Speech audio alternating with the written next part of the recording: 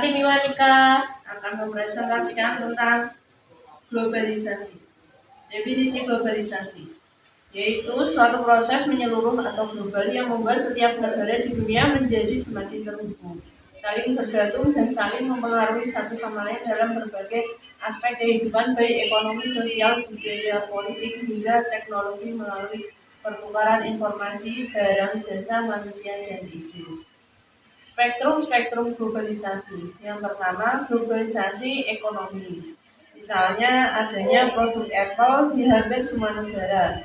Ekspansi industri otomotif Jepang ke Eropa. Yang kedua, globalisasi teknologi dan informasi seperti Zoom digunakan untuk rapat di seluruh dunia.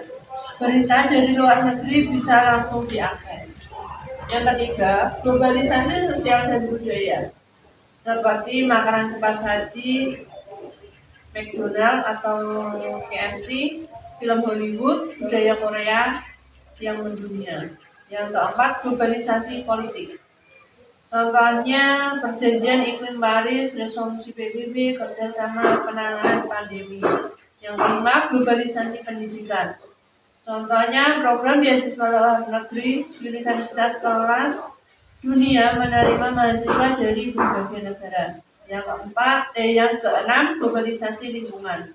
Contohnya konferensi COP tentang iklim, kampanye global Save the Earth. Pengaruh globalisasi dalam perubahan sosial budaya. Yang pertama, arus informasi yang sangat cepat. Globalisasi didorong oleh kemajuan teknologi, khususnya internet, media sosial, dan komunikasi digital.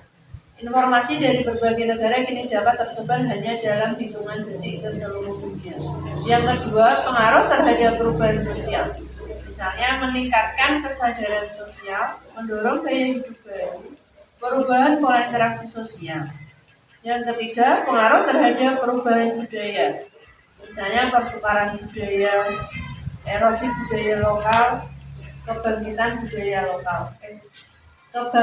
budaya global. Yang C, pengaruh globalisasi dalam ekonomi. Dampak positif globalisasi dalam ekonomi yaitu yang pertama, perluasan pasar internasional. Yang kedua, maksudnya investasi asing. Yang ketiga, peningkatan efisiensi dan inovasi. Yang keempat, akses terhadap teknologi modern. Yang kelima, peluang usaha dan lapangan kerja. Dampak negatif globalisasi dalam ekonomi. Yang pertama, persaingan tidak seimbang, ketergantungan terhadap negara maju, dominasi perusahaan asing, eksploitasi tenaga kerja, serta kesenjangan ekonomi. Contoh pengaruh globalisasi ekonomi di Indonesia. Produk asing seperti pakaian, perusahaan besar seperti Toyota, UMKM bersaing dengan e-commerce internasional seperti Shopee dan Tokopedia. Tumbuhnya ekonomi digital dan industri kreatif berkat akses informasi digital. Pengaruh globalisasi terhadap dunia pendidikan. Akses pendidikan yang lebih luas dan beragam. Yang kedua, perubahan metode dan konten pembelajaran. Yang ketiga, apakah pembelajaran online masih diperlukan? Ya, masih sangat diperlukan. Meskipun kelas online semakin marak, berikut alasannya. Pendidikan bukan hanya soal akademik, tapi juga karakter dan sosial. Tidak semua siswa memiliki akses digital yang merata. Di daerah-daerah akses internet, perangkat, dan literasi digital masih rendah. Ketergantungan penuh pada online bisa memperparah kesenjangan pendidikan. Yang ketiga, aspek praktis dan motorik sulit digantikan. Yang keempat, kesehatan mental dan kecanduan layar. Yang ketiga, aspek praktis dan motorik sulit digantikan. Yang keempat, kesehatan mental dan kecanduan layar. Solusi ideal, pembelajaran hibrida learning. Kombinasi antara online dan online adalah pendekatan yang paling relevan di era globalisasi. Online digunakan untuk fleksibel dan aksesibel global. Offline digunakan untuk interaksi sosial, praktik langsung, dan pembinaan karakter. Batasan sosial tentang globalisasi. Yang pertama, nilai dan norma sosial masyarakat. Batasannya, informasi atau budaya asing tidak boleh bertentangan dengan nilai moral agama atau adat yang berlaku. Identitas dan jati diri budaya lokal. Batasannya, budaya asing tidak boleh mengikis atau menghilangkan jati diri budaya sendiri. Harus ada seleksi budaya agar budaya lokal tetap lestari.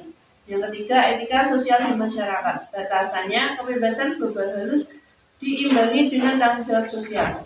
Yang keempat, kesetaraan sosial. Batasannya harus tetap menjunjung prinsip keadilan dan solidaritas sosial, bukan mengejar citra dan kemewahan semu. Yang kelima, pengaruh terhadap generasi muda. Batasannya, pendidikan karakter dan pengawasan orang tua sangat diperlukan agar anak-anak tidak kehilangan arah dalam menyerap budaya global. Yang F, perubahan globalisasi dalam pola interaksi orang-orang di tengah arus informasi yang sangat deras. Yang pertama, interaksi menjadi lebih cepat dan instan. Dampaknya, hubungan menjadi lebih praktis tetapi bisa dangkal karena minim emosi dan ekspresi nyata. Yang kedua, interaksi tidak lagi terbatas oleh jarak. Dampaknya, terjadi pertukaran budaya yang luas tetapi juga potensi hilangnya nilai-nilai lokal. Yang ketiga, dominasi media sosial dalam interaksi sosial. Dampaknya, muncul kedekatan semu dan terganggunya hubungan nyata, face to face. Yang keempat, menurunnya kualitas komunikasi tatap muka. Dampaknya, kecanggungan sosial meningkat dan nilai-nilai seperti sopan santun dan empati bisa memudar. Yang kelima, perubahan etika dan norma. Dampaknya diperlukan etika digital dan literasi media yang kuat. Kesimpulan dari makalah globalisasi. Di bidang ekonomi, globalisasi membuka peluang pasar, mendorong inovasi, serta mempercepat pertumbuhan industri melalui investasi asing. Di ranah sosial dan budaya, globalisasi mempercepat pertukaran informasi dan budaya antar negara. Dalam bidang pendidikan, globalisasi memberikan akses pembelajaran lebih luas melalui teknologi digital dan platform internasional.